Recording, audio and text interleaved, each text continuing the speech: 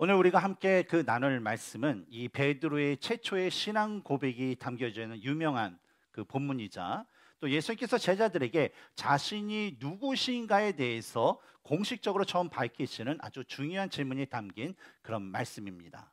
어떤 질문입니까? 바로 너희는 나를 누구라 하느냐라는 그런 질문입니다. 예수님께서 오병이어의 표적을 보이신 후에 홀로 이 기도의 시간을 가지셨습니다. 그리고 기도의 시간이 끝난 다음에 또 떨어졌던 제자들과 함께 만나서 가이사라 빌립보 그 지역의 여러 마을 다니시면서 동일한 그 사역을 계속적으로 하시게 되었습니다.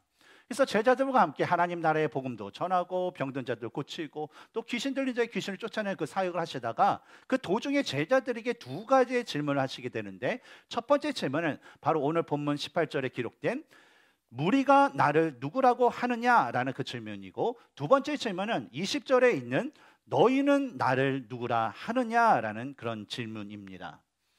근데 예수님께서 이러한 질문을 제자들에게 연속적으로 연속적으로 하신 이유는 바로 예수님께서 지금까지 자신이 어떤 행했던 기적이나 표적을 보고 사람들이 예수님 대단해요, 예수님 멋져요 하는 어떤 그런 칭찬의 소리를 듣기 위한 것이 아니라, 바로 그 사람들, 예수님을 믿는다라고 따라다니는 그 사람들의 그 고백과 또 예수님이 택하신 이 12 제자들의 고백을 확실히 구분하여서 제자들의 신앙 고백을 더욱더 확고히 하기 위해서 이런 질문을 하시게 되었습니다. 옛날이나 오늘날이나 사람들이 가진 그 신앙의 모습을 보면 그냥 다른 사람들이 예수님이 어떠한 분이다 라고 말한 것을 아는 정도에만 머물고 계시는 그런 신앙을 가진 사람들이 있습니다. 다시 말하면 사람들이 예수님에 대하여 관해서 말하는 것을 듣고 아는 그런 간접적인 지식의 그런 신앙이 있다는 거예요. 믿음이 있다는 거예요. 우리가 지난번에 믿음에 대해서 얘기했죠. 어떤 믿음이 있어야 됩니까? 지식적인 그런 우리가 믿음이 있어야 되고, 인정하는 거, 정보가 있어야 되고, 그것을 이성으로 이해하는 그런 믿음이 있고, 그렇죠? 또 그것을 어때요? 행하는 그런 믿음이 있다고 얘기했잖아요. 근데 그 단계에서 뭐예요? 그냥 지식적으로, 이성적으로 동의하는 그런 예수님에 대한 믿음이 있지만 자신이 직접 예수님을 경험하여 아는 믿음의 고백이 없는 그런 신앙인들이 많다라는 거예요. 그러다 보니까 여러 가지 어려움을 당할 때에 그 예수님, 내가 이성적으로는 예수님을 알고 믿는다고 생각하지만 어려움이 당했을 때는 그 전능하신 하나님, 나의 구세주 예수님, 그것을 잃어버리고 어때요? 자기의 문제를 해결하기 위해서 다른 사람들, 내가 생각하기에 능력이 있다라는 사람들, 힘이 있다는 사람들을 찾아가고, 또 내가 아는 세상의 그 방법들을 찾아가면서 그 문제를 해결하는 그 모습이 당연하게 사람들의 모습 가운데 보여진다라는 겁니다. 12 제자들의 경우에도요, 예수님과 함께 다니면서 예수님의 말씀도 듣고 예수님께서 행하신 일들도 보았어요. 하지만 그들은요, 예수님을 아직까지도 올바로 알지 못하여서 그냥 무슨 일만 있으면 다른 사람들처럼 어떤 생각하고 다른 사람들처럼 어떤 세상의 그 방법을 찾아서 그 문제를 해결하는 그 습성들이 그들 가운데 still 있었다라는 거예요. 그래서 예수님은 그들의 입을 통해서 하는 신앙 고백을 하게 하심으로 인해서 그들이 이전에 갖고 있었던 어떤 세상적인 그 습관을 버리고 이제는 굳건한 믿음을 소유한 참다운 신앙의 모습을 가질 수 있도록 바로 이 두 가지의 그 질문을 제자들에게 하시게 되는 것이었습니다. 지금까지 2년이 넘는 기간 동안 예수님께서는 하나님 나라에 대한 그 복음, 그 하나님 나라에 대한 일들에 대한 이야기를 전하시고 또 병든 자들을 고치시고 귀신 들린 자에게 귀신을 쫓아내시는 그 사역 때문에 그냥 잠도 제대로 주무시지 못했어요. 그리고 때로는 제대로 식사 시간을 맞춰 식사를 먹는 거, 그런 것들을 못하실 정도로 아주 바쁜 나날들을 보내셨습니다. 예수님께서 행하신 이 사역, 대표적인 사역, 이 세 가지의 그 사역을 좀 더 그 사역의 성격을 우리가 자세히 보면 예수님께서 전하신, 선포하신 하나님의 나라에 대한 그 말씀은요, 권위가 있는 그 말씀이었어요. 그래서 사람들이 그 말씀을 듣고 반응하는 건 뭐냐면, 와, 이전에 내가 유명하다라는, 훌륭하다는 랍비한테 내가 말씀을 들었지만 이와 같이 권위 있는 말씀을 내가 들어보지 못했다라는 그 반응들이 사람들에게 있었다라는 거예요. 그러니까 그 말씀을 듣기 위해서 예수님이 어디 가시든 예수님을 따라서 그 말씀을 듣고자 하는 사람들이 많았다라는 거예요. 또한 예수님께서 행하신 그런 놀라운 여러 가지 기적과 표적이 있는데 그것은 뭐예요? 바로 자신이 하나님 되심을 나타내는 그런 기적과 표적들을 바로 예수님께서는 실행하셨다라는 것입니다. 그리고 이러한 일을 하신 후에 제자들에게 예수님께서 자신이 누구신가에 대한 그 질문을 바로 오늘 본문 가운데서 하시게 됩니다. 오늘은 예수님의 이러한 그 질문에 대한 사람들의 그 대답을 한번 살펴보면서 우리가 믿는 예수님이 진짜 어떠한 분이신지를 우리가 온전히 알고 또 믿고 그분을 또 고백할 수 있는 귀한 은혜의 시간이 되기를 주님의 이름으로 축원합니다. 오늘 본문을 보면 예수님의 질문에 12 그 제자들이 다음과 같은 세 가지의 그 대답을 예수님께 하는 것을 볼 수가 있습니다. 첫 번째로는 어떤 사람들이 예수님을 침례 요한이라 부른다라고 대답을 해요. 침례 요한은 어떤 사람입니까? 침례 요한. 우리가 지난번에 있던 말라기 선지자 이후에 또 영적인 공백기 400년, 뭐 침례 요한이 태어난 날을 하면 400년, 또 사역을 하게 된 그 해를 따진다면 약 430년 만에 그 영적인 공백기를 깨트리고 나타난 하나님의 선지자였습니다. 그래서 그가 나타나서 회개의 그 복음을 전하고 막 회개 침례를 하자 수많은 그 사람들이 각 지역에서 이 침례 요한의 말씀을 듣고 또 침례를 받기 위해서 몰려들었어요. 그리고 말씀도 듣고 죄를 회개하고 침례를 받으면서 막 여러 가지 일들을 하니까 이 침례 요한의 사역은 바로 예수님께서 공생의 사역을 시작하시기 전에 그 당시에는 아주 큰 센세이션을 이루는 아주 그냥 세상을 떠들썩게 하는 그런 일이 되었습니다. 그러다가 그가 이 분봉과 헤롯 안디바의 그런 죄를 지적하자 결국은 그 헤롯에 의해서 목배임을 당하여 순교하는 그런 최후를 맞게 되었습니다. 그런데 그 후에 예수님께서 공생의 사역을 시작하시면서 또 전했던 어떤 메시지, 또 그가 행했던 예수님께서 행하셨던 그 사역들을 보면 이 침례 요한과 너무나도 비슷한 게 많은 거예요. 그렇죠? 침례 요한이 가장 먼저 선포했던 복음이 뭡니까? 회개하라, 천국이 가까웠느니라는 거예요. 예수님께 처음으로 복음을 접할 때 어떤 메시지를 전했습니까? 회개하라, 천국이 가까웠느니라. 그 말씀이 비슷해요. 또 행하셨던 일도 보니까 뭐 침례도 뭐 주시고 뭐 여러 가지 그걸 행했던 일이 비슷하다 보니까 사람들이 죽었던 침례 요한이 다시 살아났나 봐. 와, 저 예수라는 사람이 바로 침례 요한이 살아난 사람인가 봐라는 거 사람들이 얘기했다라는 거예요. 그리고 두 번째로 또 일부 사람들은 또 예수님을 엘리야다라고 말한다라고 대답을 하죠. 엘리야는 이 예수님께서 세상에 오시기 전에 약 800년 전에 또 활동했던 구약의 대표적인 그런 선지자였습니다. 특히 이 죽은 사람을 살리는 그런 일, 또 850명의 바알과 아세라의 그 제사장들과 또 이 대결을 하여서 진짜 여호와 하나님이 진정한 하나님이심을 아주 증명했던 아주 대단한 그런 선지자였습니다.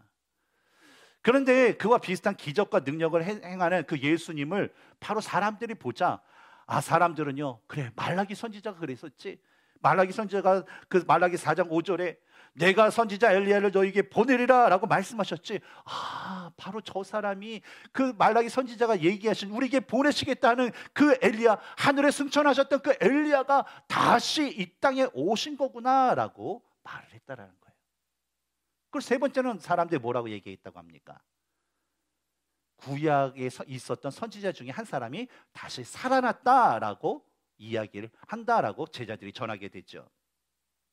구약 시대를 보면 수많은 선지자들이 있었습니다. 뭐 이사야를 비롯해서 뭐 예레미야, 뭐 말라기 선지자 등등 진짜 각 시대와 또 각 지역에 하나님께서 세우신 그 선지자들이 있었어요.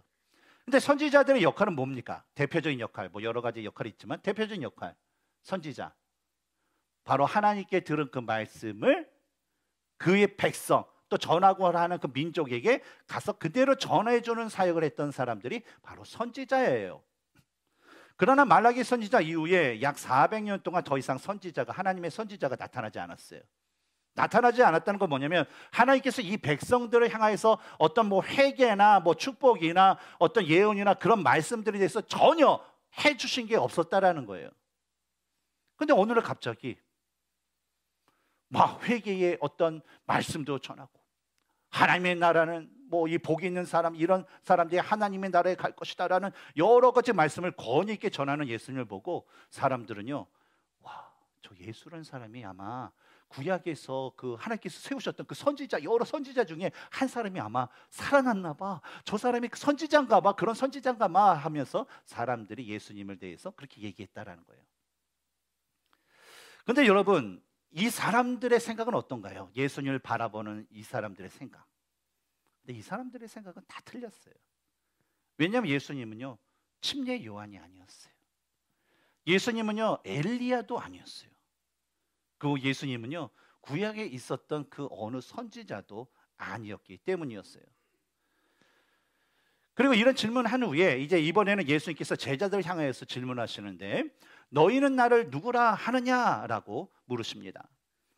저는 이 질문을 접하면서 왜 예수님께서 처음부터 이 질문을 제자들에게 하지 않고 왜 다른 사람들은 나에 대해서 뭐라고 부르느냐라는 그 질문을 하셨을까라는 거예요.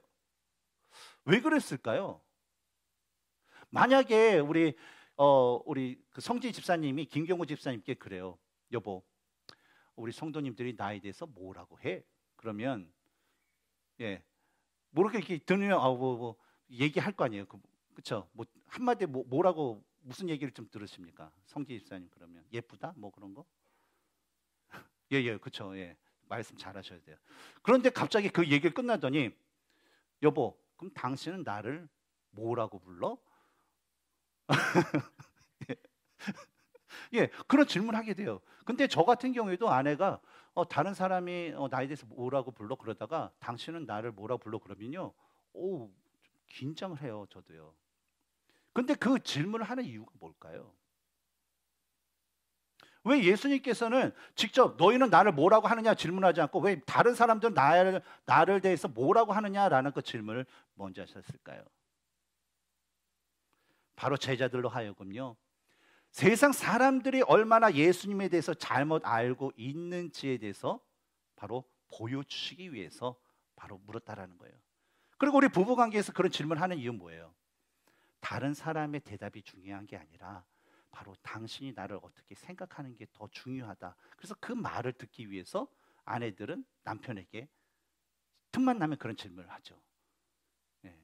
남편들은 항상 그것을 생각해야 됩니다. 예. 그래야지 사랑받을 수 있어요. 당시 유대인들은 어떤 사람들이었습니까? 아주 구약 성경에 정통했던 사람들이었어요.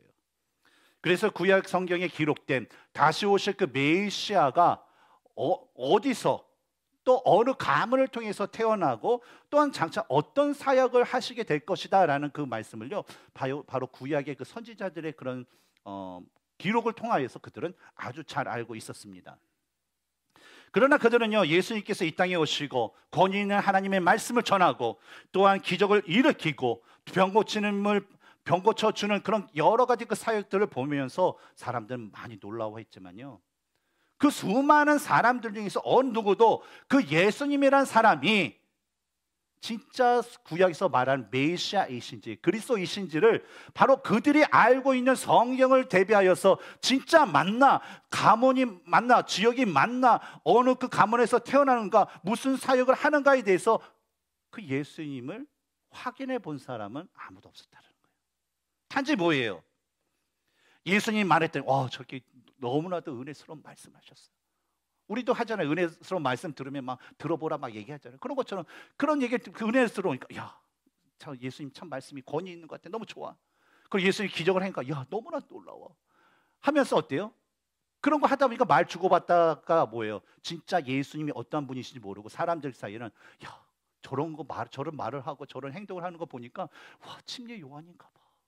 아니야, 엘리야 선지자인가 봐. 아니야, 구약의 그 한 선지자가 다시 한번 살아나셨나 봐 하면서 사람들은 예수님에 대해서 이렇게 얘기하고 다녔다라는 것입니다. 마찬가지로 오늘날에도요, 사람들은 예수님이 누구신가에 대한 그 관심이 별로 없습니다. 역사의 물줄기가 그리스도 이전을 뜻하는 영어 before Christ라는 그 약자의 BC와 또 우리 주님의 시대라는 뜻을 가진 라틴어 아노 도미니라는 그 약자인 AD로 나누어졌음에도 불구하고 왜 이 세상은 왜 예수님 그 전과 예수님의 후로 나타났을까라는 그런 고민을 해보면서 도대체 예수라는 사람이 누구일래 이 세상의 역사 가운데 그렇게 중심이 됐을까라는 고민을 하는 사람이 별로 없어요. 예수님께서 자신을 위한 책도 한 번, 편지도 한 자 쓰지도 않고 자신을 위한 노래와 어떤 그런 시와 그런 것도 전혀 쓴 적이 없지만 이 세상에는 예수님에 대한 책이 많고 예수님을 찬양하는 그 노래가 많음에도 불구하고 왜 그럴까?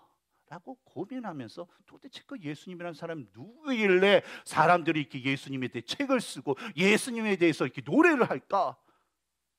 라고 하는 사람들이 없다라는 거예요. 그러고 나서 어때요? 점점 예수님에 대해 관심을 두는 사람들은 점점 줄어들고 있다는 거예요. 그리고는 자기가 가지고 있는 어떤 선입견, 또 편견, 또 누군가에게 그러하더라라는 어떤 그런 말을 들으면서 예수님은 그냥 세계 4대 성인 중에 그냥 한 분이죠. 아니야, 예수님은 아주 도덕적인 분이야. 그래서 이분은 진짜 위대한 도덕가야. 무슨 얘기하는 거야? 예수님 딱 보니까 가난한 자, 억눌린 자 그 사람들에게 회방되고 그분이 가면 막 종된 사람들이 자유롭고 막 그러니까 예수님은 사회 위대한 혁명가야. 무슨 소리 하는 거야? 하면서 어때요? 또 기타 등등 사람들은 저마다 예수님에 대해서 예수님은 이러한 분일 것 같아. 아무개 중에 하나일 것 같아 라고 판단하면서 예수님에 대해서 얘기를 한다라는 거예요.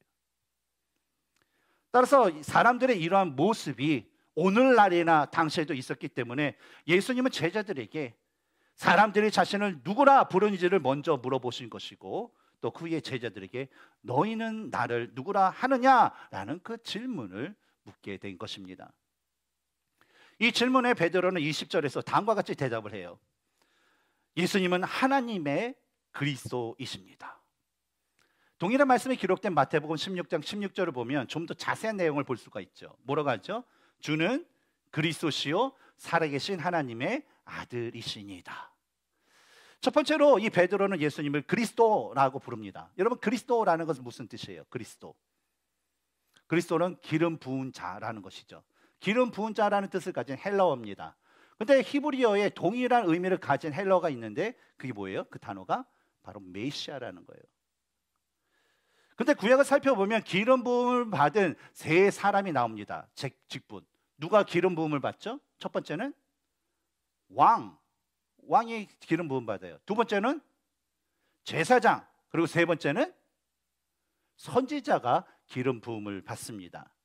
따라서 베드로가 예수님을 그리스도이십니다라고 부른 것은 바로 예수님은 왕과 제사장과 선지자의 그 모든 권위를 가진 참된 구세주이심을 바로 그의 입으로 고백한 거예요. 근데 그 고백이 뭐예요? 모든 제자들 중에서 가장 먼저, 모든 사람들 중에서 가장 먼저 고백한 아주 참된 고백이라는 것이죠. 그리고 다음 두 번째로 이 베드로는 예수님을 가리켜서 뭐라고 얘기합니까? 하나님의 아들이십니다라고 고백을 합니다. 근데 오늘날 우리에게 예수님 하나님의 아들이십니다라는 그 고백은요, 그게 뭐 대단해 하면서 우리는 별 볼 일 없게 생각해요. 왜냐하면 우리는요 벌써 그거 다 알고 있기 때문에 그래요. 그렇죠? 여러분, 예수님께서 하나님의 아들이시라는 거 믿으시죠? 아멘. 맞습니다. 그런데요, 당시 2000년 전을 한번 생각해 보세요. 로마의 통치를 받고 있었던 그 당시에 이방인들에게 신은 누구일까요? 물론 그리스에 있는 여러 가지 신들이 있지만 이 로마의 통치를 받고 있는 자들에게 신은 누구예요? 가이사, 황제예요. 황제. 그리고 유대인들, 그러면 이방인들 그렇다 그러면 유대인들에게 하나님은 누구예요? 여호와 하나님만이 신이었다라는 거예요. 그런데 베드로의 이런 고백은요, 이방인들에게는 가이사, 유대인들에게는 성부 하나님만이 신이신데 그럼에도 불구하고 예수님을 하나님의 아들이십니다라고 고백했던 것은 아주 놀라운 것이고 아주 파격적인 그런 고백일 수밖에 없습니다. 왜냐하면 여러분, 예를 들어서 원숭이가 아들을 낳았어요. 그럼 그 아들은 뭡니까? 원숭이에요. 진짜 과학을 진짜 잘하시는 것 같아요. 그럼 사람이 아들을 낳았어요. 그럼 그 아들은 뭡니까? 아들이에요. 사람이에요. 그러면 예수님께서 하나님의 아들이시다라는 것은 무엇을 의미합니까? 하나님의 아들이니까 예수님도 하나님이시다라는 그 고백이라는 거예요. 그러니까 베드로가 고백한 건 당신은 하나님이시다라는 그런 고백이었기 때문에 당시에는 이게 너무나 파격적이고 너무나도 놀라운 그런 고백이었다라는 것입니다. 이에 대해 예수님께서 마태복음 16장 17절에서 바요나 시몬아 내가 복이 있도다라고 말씀하세요. 이 말씀 무슨 뜻이에요? 베드로의 그 말처럼 예수님께서 구원자가 되시고 예수님께서 하나님의 아들이 맞다라는 그런 말씀이에요. 그리고 그의 대답에 예수님께서는 단순히 그래 너 맞다 라고 하면서 잘했다라고 칭찬을 끝내는 것이 아니라 더불어서 어떤 말씀을 하시냐면 베드로야 내가 복이 있다라고 말씀하셨다는 거예요. 근데 왜 예수님께서는 뭐 예수님의 구원자이시고 하나님의 아들이시다라는 그 고백을 한 그 베드로에게 그냥 칭찬 외에 더불어서 내가 복이 있다라는 그 말씀을 구태여 하셨을까? 우리 한번 이것에 대해서 한번 질문을 가질 필요가 있어요. 왜냐하면 첫 번째로요, 여러분 예수님을 우리가 어떤 분으로 고백하느냐에 따라서 바로 삶과 죽음, 그 다음에 생명과 사망, 구원과 멸망이라는 그 갈림길이 완전히 달라지기 때문이에요. 여러분 다른 종교를 보면 뭐 종교의 창시자든지 종교의 어떤 주교든지 그 사람들이 가르치는 것을 믿어서 생긴 것이 다른 그런 종교들이에요. 하지만 우리가 믿는 하나님, 우리가 속해 있는 이 기독교는요 어때요? 다른 종교들과 똑같나요? 그렇지 않아요. 왜 그렇죠? 예를 들어서 예수님이 가르쳐 주신 이 성경의 말씀이 진리예요. 여러분 아시죠? 이성적으로 동의하시죠? 그런데 성경에서는요 우리가 이 가르침을 알고 이 가르침대로 산다고 해서 구원받을 수 있다라고 얘기하나요? 아니에요. 우리가 구원받을 수 있는 건 뭐예요? 이 성경이 말하고 이 성경이 증명하고 이 성경이 가리키는 바로 예수님이 어떠한 분이심을 바로 이것을 통해서 우리가 보고 알고 믿어야만 뭘 얻어요? 구원을 받을 수 있다라고 이야기하기 때문입니다.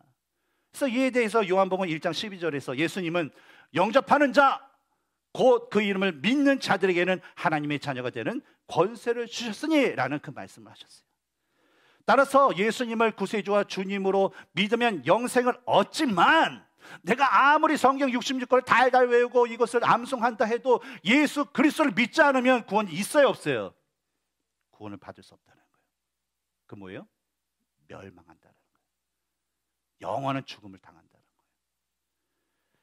다음으로 예수님께서 베드로의 고백을 통해서 그가 복이 있다라고 말씀하신 것은 바로 예수님을 믿는다라는 그 말과 예수님의 가르침을 믿는다라는 그 말이 비슷해 보이지만 이것이 완전히 다른 말이기 때문이에요.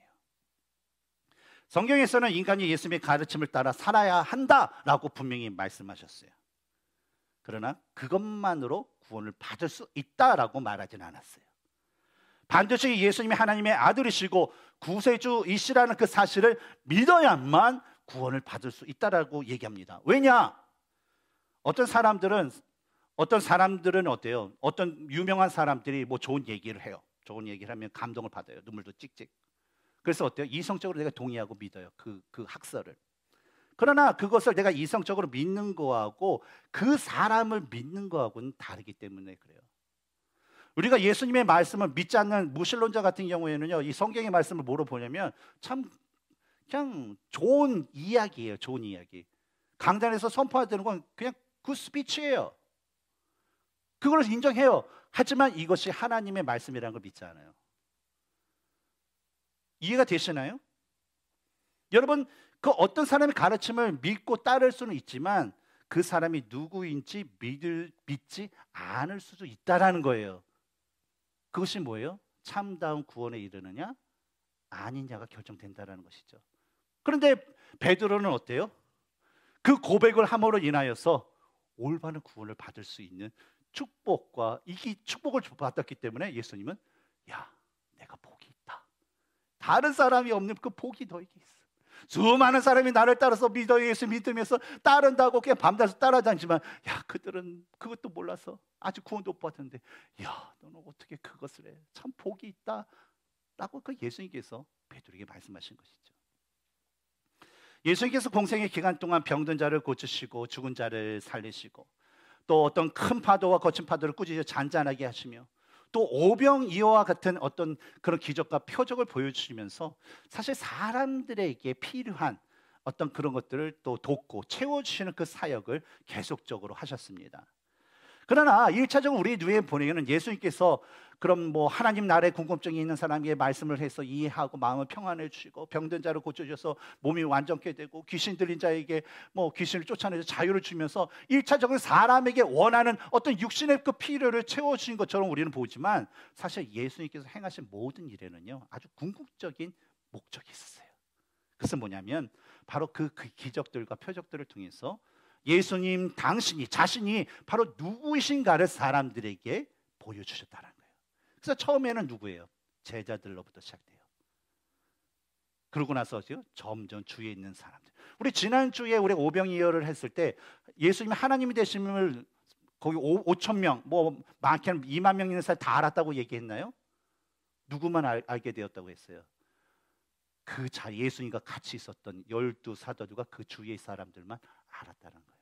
근데 그런 것들 결국 그 사역들을 점점점 하면서 예수님 자신이 누구신가를 드러내는 그런 일들을 하셨다는 것이죠. 그런데 여러분 21절을 보면 예수님께서 제자들에게 말씀하시기를 경고하사 이 말을 아무에게도 이르지 말라라고 명령하신 걸 볼 수 있어요. 아니 사실 뭐 다른 사람들이나 뭐 다른 제자들과 달리 이 베드로가 뭐 예수님 하나님의 아들로 고백한 것에 대해서 예수님께서 하실 그 반응은요 그냥 칭찬뿐이에요. 그냥 야 베드로 너 정말 장하다. 너 복 있다. 야 대단해. 야 근데 너 그런 거 복 있는 말씀이니까 야 너 혼자만 하지 말고 네 만나는 사람께 다 전해. 라는 그 말만 하시면 된다는 거예요. 근데 뜬금없이 예수님께서 베드로에게 제자들에게 얘기하신 뭐예요? 야 이 사실을 아무에게도 말하지 말라라고 이야기를 하신 거예요. 왜 예수님께서는 이 예수님이 하나님의 그리스도 되심을 아무에게도 말하지 말라라고 이렇게 경고하셨을까요? 보여주셨는데 왜 구태여 또 말하지 말라라고 얘기하셨을까요? 그 근거를 우리가 마태복음 16장 17절에서 하신 예수님의 말씀에서 우리가 찾아볼 수가 있습니다. 바요나 시몬아 내가 복이 있도다.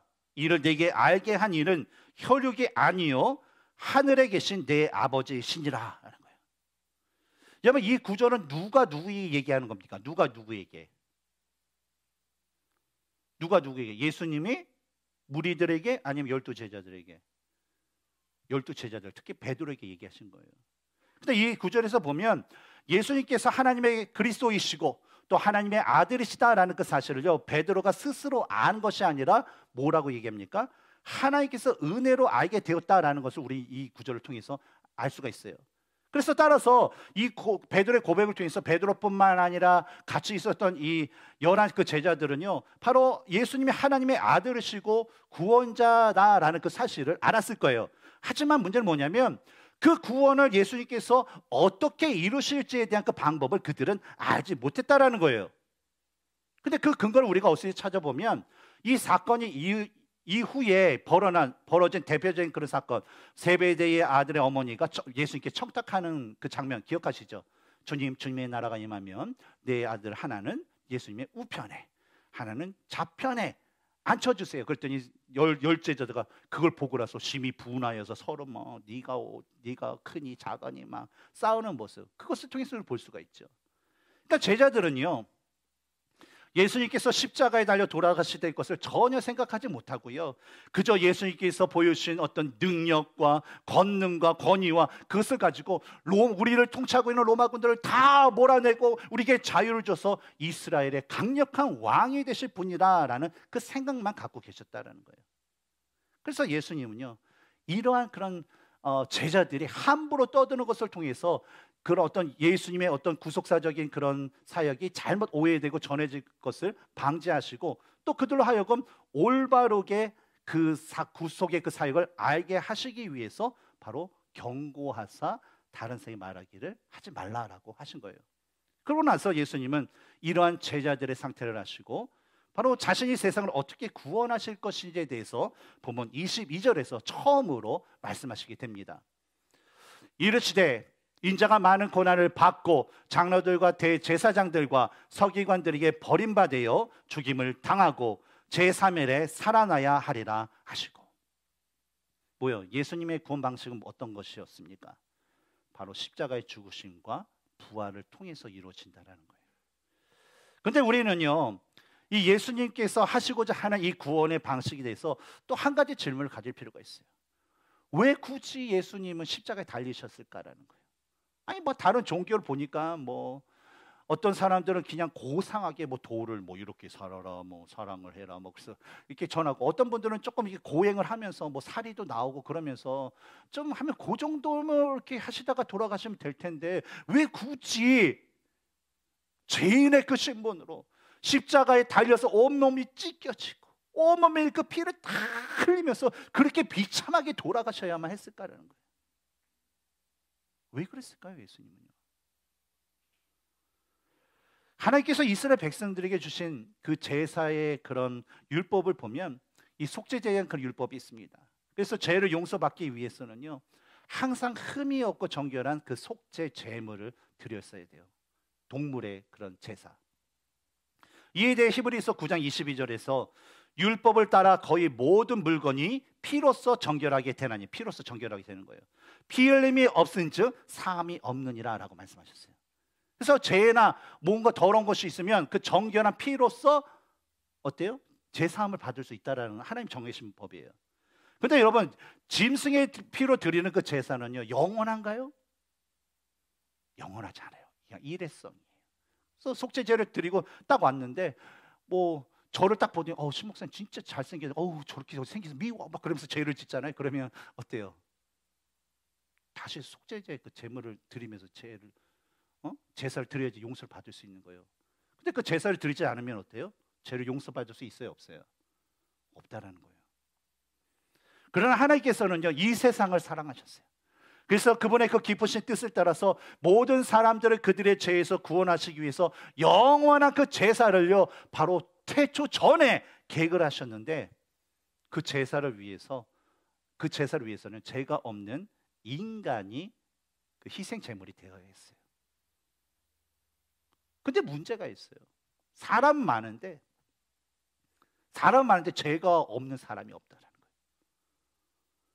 죄가 없는 존재가 있는데 그건 사람이 아니라 하나님밖에 없는데, 근데 문제는 뭐냐면 하나님은 영이시기 때문에 뭐 죽으시는 분이 아니에요. 그래서 성자 하나님이신 예수님께서 바로 태초 전에 인간 모든 세상 사람들을 구원할 하나님의 그 계획 가운데 함께 하시면서 그 하나님께서 세우신 그 계획을 이루기 위해서 스스로 자신이 그 하나님을 존중하고 그런 권위에 순종하셔서 스스로 하나님으로서의 권위를 버리시고 모든 사람들의 구원을 위한 대속제물이 되시기 위해서 바로 성령으로 잉태한 동정녀 마리아를 통해서 인간의 몸으로 이 땅에 오신 것입니다. 이에 대해서 히브리서 10장 10절부터 14절에서 다음과 같이 말씀하고 있어요. 이 뜻을 따라, 이 뜻은 뭡니까? 하나님의 뜻, 구원의 뜻을 얘기하죠. 예수 그리스도의 몸을 단번에 들이심으로 말미암아 우리가 거룩함을 얻었노라.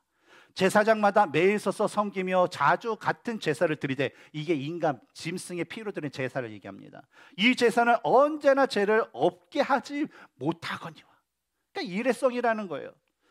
오직 그리스도는 죄를 위하여 한 영원한 제사를 드리시고 하나님 우편에 앉으사 그 후에 자기 원수들을 자기의 발등상이 되게 하실 때까지 기다리시나니 그가 거룩하게 된 자들을 한 번의 제사로 영원히 온전하게 하셨느니라. 이런 이유 때문에요, 침례 요한이 그리스도로 이 땅에 오신 그 예수님을 요단강가에 딱 보시자 그게 고백이 뭡니까? 요한복음 1장 29절에 보라, 세상 죄를 지고 가는 하나님의 어린 양이로다 라고 고백했던 것이었습니다. 예수님께서 세상을 구원하시는 그 방법은 바로 세상 사람들의 모든 죄를 짊어지시고 그 죄인들을 대신해서 십자가에 달리셔서 살이 찢어져야 되고 그 찢어진 곳에 피를 흘리시고 돌아가셔야만 하는 그런 대속의 죽음이셨습니다.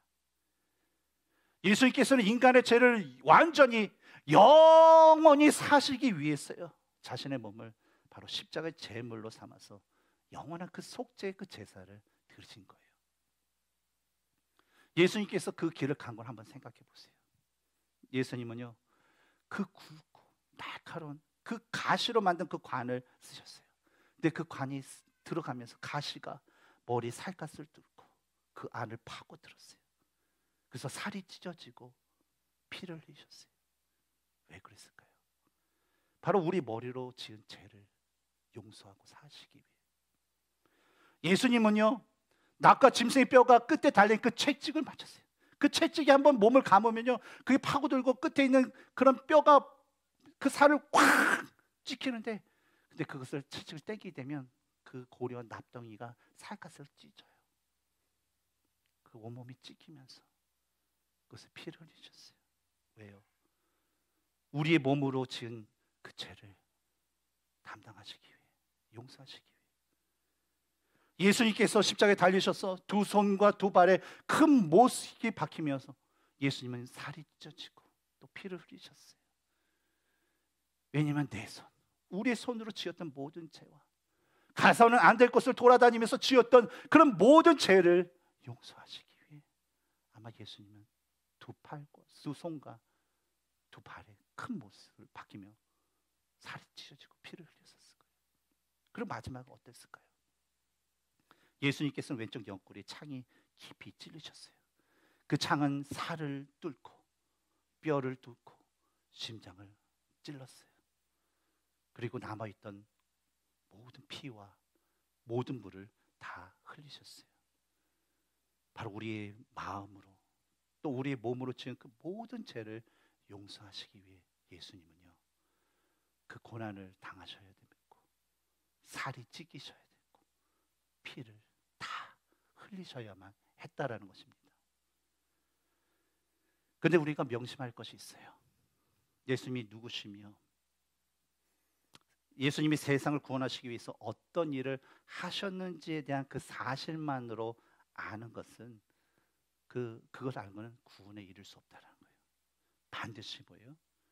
예수님이 구원자 되시는 것, 우리 구원자 되시고 또 우리 주인 되신다는 것을 믿어야 한다는 거예요. 아무리 우리가요, 병에 걸린 사람이 병원에 가서 의사의 진단을 받고 처방된 약을 먹으면 안다고 얘기했지만, 여러분 그것을 아는 것을 병이 치유될 수 있어요? 아니에요. 그 약을 먹어야 돼요.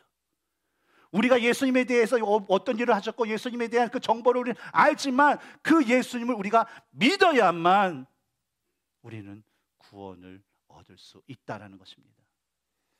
사도 바울은 로마서 10장 9절과 10절에서 예수님이 누구신가, 또 우리가 어떻게 구원에 이를 수 있는가에 대해서 분명히 말씀해 주셨습니다. 내가 만일 내 입으로 예수를 주로 시인하며 또 하나님께서 그를 죽은 자 가운데서 살리신 것을 내 마음에 믿으면 구원을 받으리라. 사람이 마음으로 믿어 의에 이르고 입으로 시인하여 구원에 이르느니라. 우리는 날마다의 삶에서 예수님께서 제자들에게 물으신 너희는 나를 누구라 하느냐라는 그 질문을요, 바로 우리 스스로에게 매일 물어봐야 돼요.